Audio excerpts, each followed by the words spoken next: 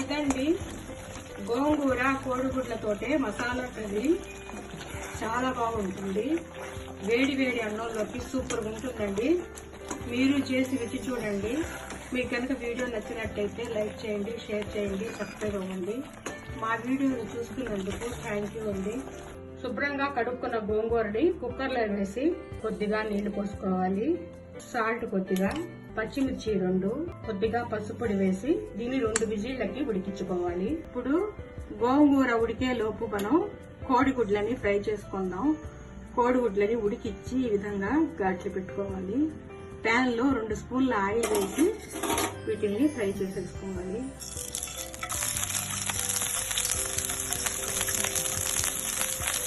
కొద్దిగా పసుపు పొడి, కొద్దిగా కారపొడి, కొద్దిగా సాల్ట్ వేసి ఫ్రై చేసేసుకోవాలి.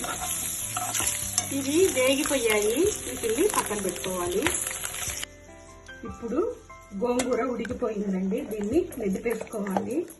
ఇది మిక్సీలో వేయడం వల్ల మరీ సన్నగా పేస్ట్ అవుతుంది. ఈ విధంగా మెదిపేసుకోవడం బాగుంటుంది. ఈ విధంగా మెదిపేసి దీన్ని పక్కన పెట్టుకోవాలి. ఇప్పుడు కడాయి పెట్టి ఆయిల్ వేసి, ఆయిల్ కాగాక దాల్చీని, ఇలాచి, తేజ్పత్త, లవంగాలు కొద్దిగా తీసుకోవాలి. ఇప్పుడు ఉల్లిపాయలు ఇవి కొంచెం వేగనివ్వాలి. ఇవి కొంచెం వేగాయి. ఇప్పుడు పుదీనా వేసుకోవాలి.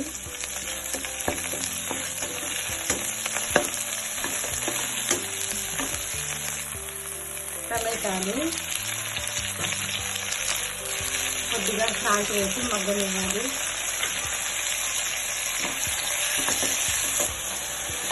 ఇవి బాగా మెత్తబడ్డాయి.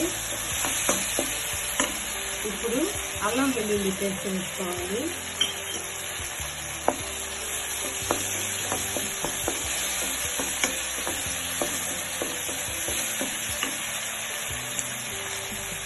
వేయించిన ధనియా పొడి, కారపొడి, పసుపు పొడి,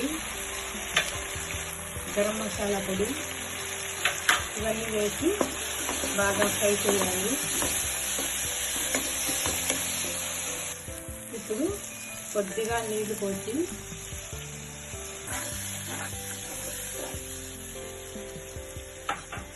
మూత పెట్టి మీడియం ఫ్లేమ్లో పెట్టి ఉడికించాలి. ఈ మసాలా అంతా బాగా ఉడికిపోయింది. ఇప్పుడు దీనిలో గోంగూర వేసుకోవాలి.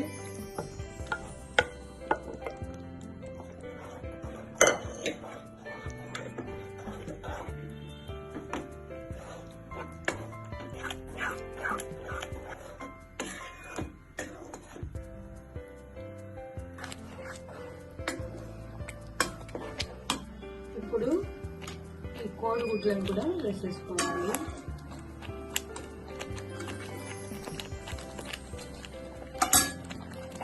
కొంచెం సేపు ఉడకనివ్వాలి.